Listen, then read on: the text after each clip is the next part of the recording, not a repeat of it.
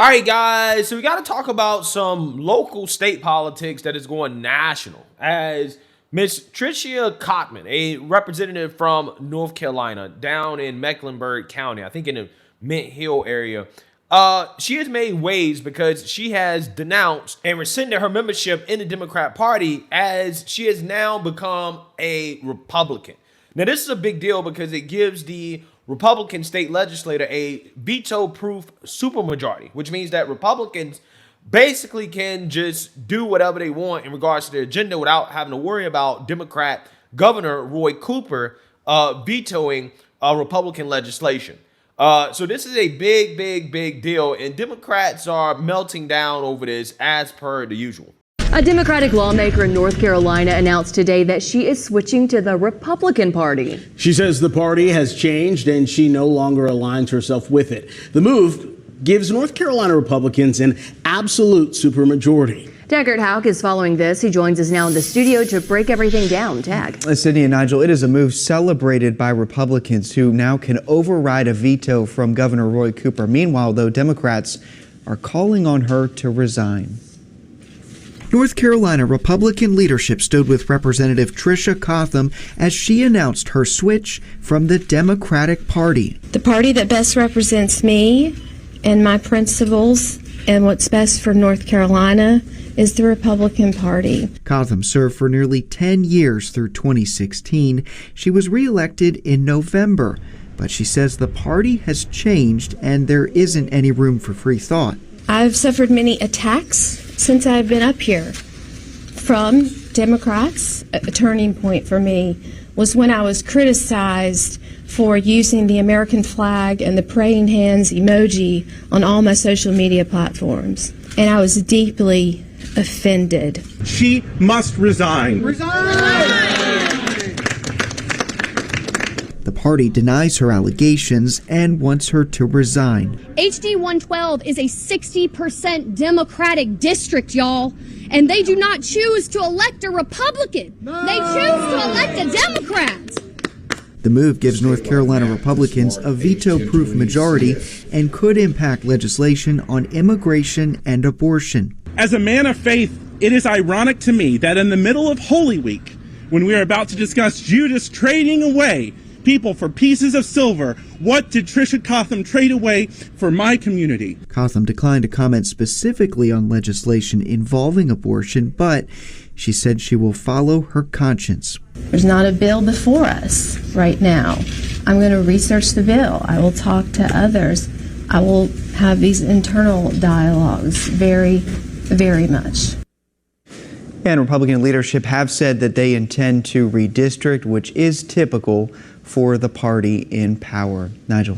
Yeah, so you see that, you heard that. Now let's listen to her speech that is going viral in which she kind of explains why she's making this move. When did Democrats become so afraid of independent thought?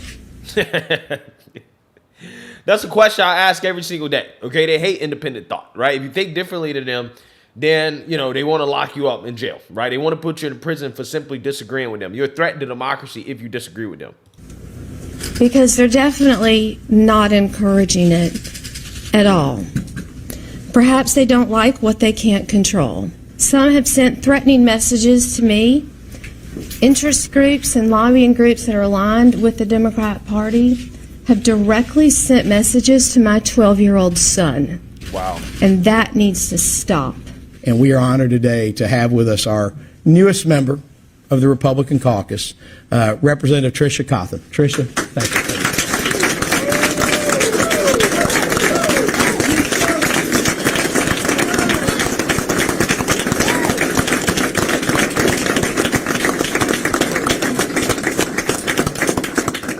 you. Good morning, and thank you for being here.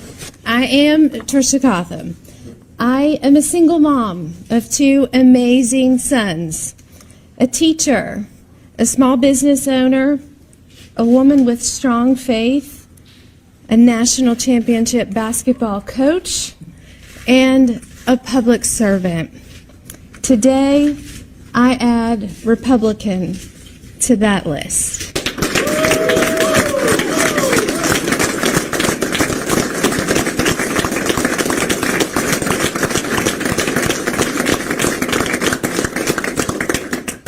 have decided to change my party affiliation, joining the Republican Party, and have been welcomed with open arms by my colleagues. And I'm glad to call you all my colleagues. As long as I have been a Democrat, the Democrats have tried to be a big tent. But this now where we are, modern day Democratic Party, has become unrecognizable to me and to so many others throughout this state and this country. The party wants to villainize anyone who has free thought, free judgment, has solutions, who wants to get to work to better our state, not just sit in a meeting and have a workshop after a workshop, but really work with individuals to get things done, because that's what real public servants do. If you don't do exactly what the Democrats want you to do, they will try to bully you. They will try to cast you aside. I saw that when I first filed for office and was told, why didn't you ask for our permission? I didn't think I needed to do that as a female. And quite frankly, I was offended. But when I came back to this legislature, I knew times were different and things had changed. I also knew that I was different. I had been through a lot in life, and so I am just different too. And I'm proud of that. It became very clear to me early on in January that you better vote in line with everything Governor Cooper tells you to do, from signing onto bills to he wanted to pick your seat on the House floor to your committee requests, all of this sense of control. I will not be controlled by anyone.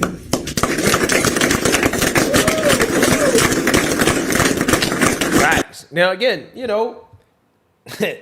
Democrats should be celebrating this, right? This is a strong woman, okay, thinking independently, which is something that the Democrats told us should be celebrated, right? We should celebrate strong, independent women. Now, in regards to North Carolina politics and what this means, this kind of reminds me of a Joe Manchin, Kyrsten Sinema type situation, okay, that happened on a national level where Kyrsten Sinema decided to basically rescind her membership in the Democrat Party, and I believe now she's an independent. And Joe Manchin basically is still a Democrat, but he likes to try to work with Republicans, okay? He tries to be bipartisan, and I think that this is probably going to be one of those situations where on certain issues like, abortion, I'm not necessarily sure if she will go as far as to get on board with trying to limit abortion even more in the state, because she was pro-choice, at least up until she decided to become a Republican. Now she's saying that she's going to vote with her conscience.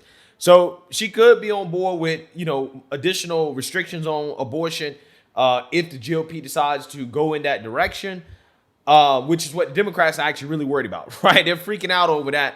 But I don't think that that's really the issue where she's going to have the most impact. I think the issue where she's going to have the most impact is school choice, right? Where she disagrees with the Democrats in regards to their philosophy of education and one-size-fits-all public funding of education. No, she disagrees with that. She's actually very staunchly pro-school choice. And I think that's the real issue that she's going to make an impact on, because there are some bills, some GOP bills, that are circulating in the state legislature to expand school choice, okay? So again, I'm happy to see this. Again, it will be up to her constituents in regards to whether or not, they're happy with it. But I don't think that she would make this move if she didn't feel like this was the right thing to do for her constituents, or that maybe her constituents would agree with it, or they would get on board with it.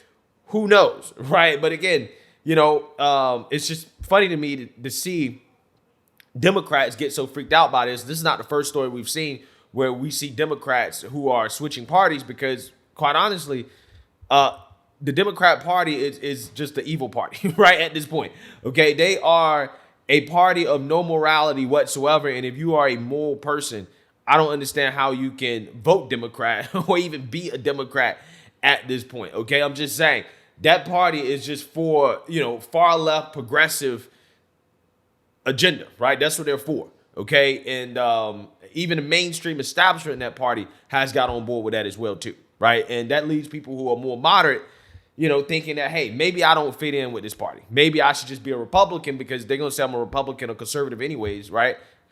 So I might as well just go ahead and make it official. So this could very well be one of those situations, but I thought that her reasoning here was fascinating. And it's stuff that we've heard before about the Democrats and how they truly are intolerant to ideas that are opposed to theirs. So let me know what you guys think. Make sure you like, comment, and subscribe. Most importantly, share a Black conservative perspective. Peace.